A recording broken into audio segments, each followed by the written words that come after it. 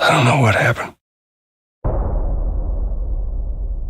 I was supposed to take her to the Fireflies and walk away. They were actually going to make a cure. The only catch,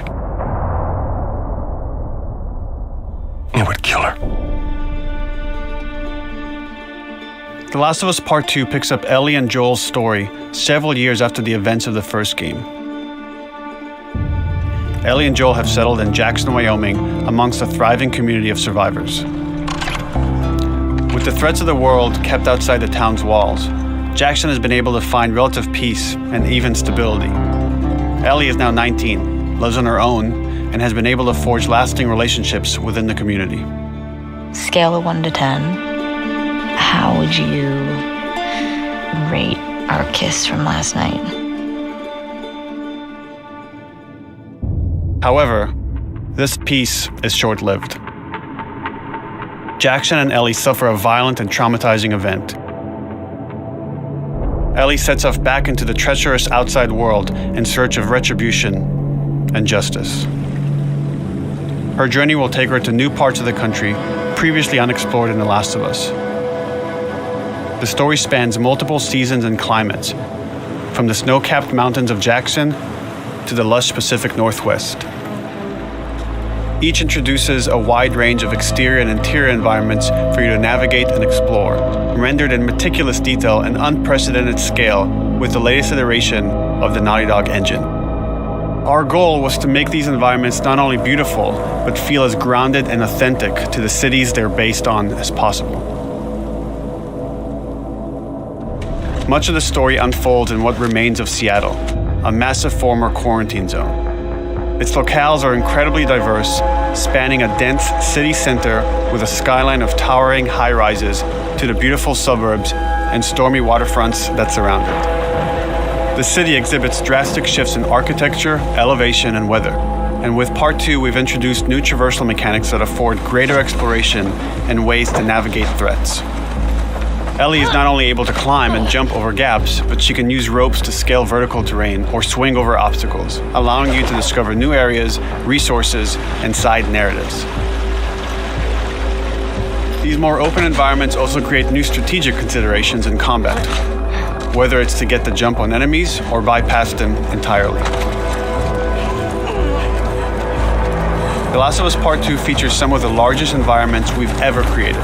Horseback riding will allow Ellie to quickly cover some of these expansive terrains. Some streets are so flooded that a boat is required to navigate them. However, the world of The Last of Us is as lush and inviting as it is deadly. As Ellie uncovers the path to finding those who have wronged her, she must face the many threats of this unknown city. In the wake of the pandemic and the fall of the quarantine zone, Seattle has become a war zone, where two warring factions find themselves in an ongoing conflict for territory and resources. One of these groups is the Washington Liberation Front, otherwise known as the WLF. The WLF are a militia group that began as resistance to the military occupation of Seattle and eventually wrestled control of the city from them. They are highly trained, organized, and well-equipped with weapons they stole from the army. They occupy much of the city, imprisoning or killing trespassers on sight. Hey! We got another trespasser. A girl. Did you see her?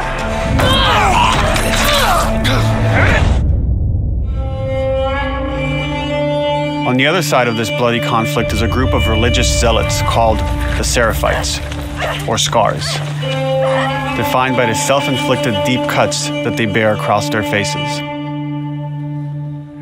Like the WLF, they're deeply tribalistic and territorial. They're known for being stealthy, using overgrowth as cover, and they use more silent weapons like bows and arrows. Clip her wings.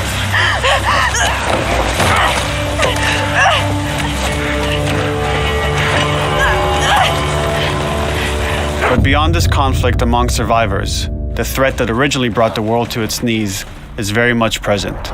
Every human is in danger of falling victim to the infected. They are the recently infected runners, who are more numerous and aggressive in this game. the blind but extremely deadly clickers, and the stalkers, who sneak and hide until they're ready to attack, surprising their victims with extreme agility and brutal violence. The Last of Us Part 2 introduces new stages of infected, such as the Shamblers. Large, heavily armored enemies that are covered in pustule. Upon getting close to you, they expel a corrosive spore cloud that burns its victims. But our most terrifying and lethal new forms of infected will have to wait until you play the game for yourselves.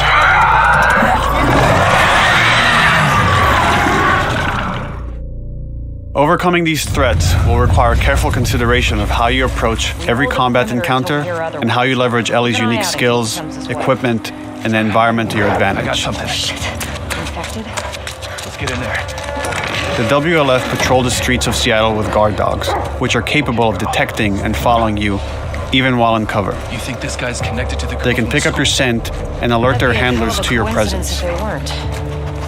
Listen mode will reveal your scent trail, so keep moving and cause distractions to avoid detection. They could be hiding anywhere. 25 years after the pandemic began, the world is completely overgrown. Use tall grass to hide from enemies and go prone to stay out of sight. However, this form of analog stealth means you're never fully hidden. If enemies get close enough, they can discover you, even in grass. When Ellie is overwhelmed, running away is a viable option. You can also break glass or crawl through tight spaces to find new paths or areas to evade or take on your enemies.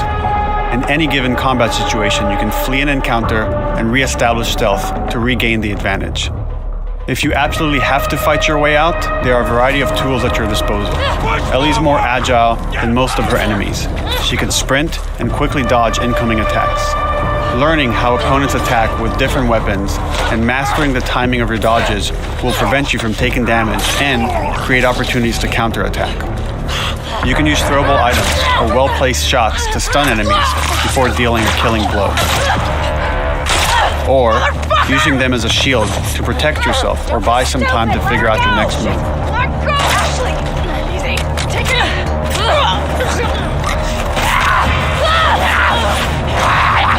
Ellie isn't always alone on her journey. Allies will take part in helping you navigate the environments, spot enemies, and meaningfully help you in combat encounters. Back off!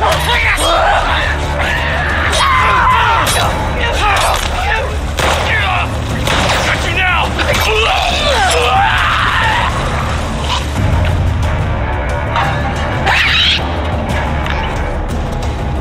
Between the human survivors and the roaming infected, there will be times where multiple threats are present, creating new strategic considerations and opportunities. You can choose whether to attack these opponents separately and directly, or find ways to pit them against each other.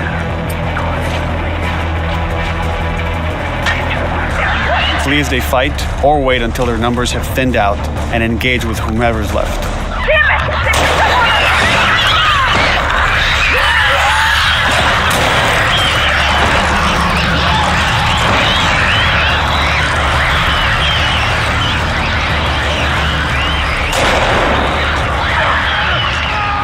Our goal is to create unparalleled attention, coupled with deep systems that give you greater control and influence over your journey. As you play, you'll be able to invest in a broad collection of crafting items, weapon, and player upgrades through training manuals scattered throughout the environment and scavenging for ingredients. These skills and upgrade manuals cater to a variety of playstyles, and the choices you make will create your own distinct experience. We also wanted to extend that agency and personalization to your weapons through our new workbench system.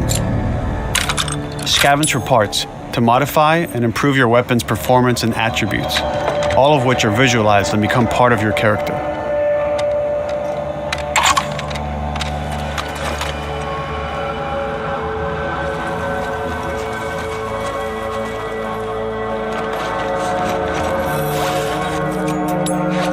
Survival will also require using the parts and ingredients that you'll find in the environment, which can be crafted into a wide range of defensive and offensive items, like proximity mines, explosive arrows, pistol suppressors, and more.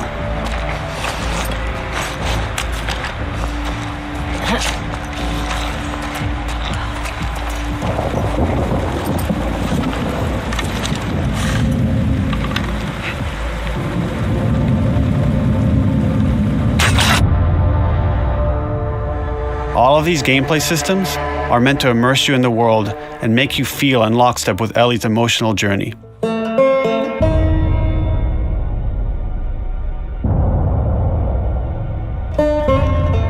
As we've said before, this is Naughty Dog's largest, most ambitious game. It may seem like we covered a lot, but we've only scratched the surface of what it's like to play The Last of Us Part 2. We can't wait for you to experience it all for yourself on June 19th.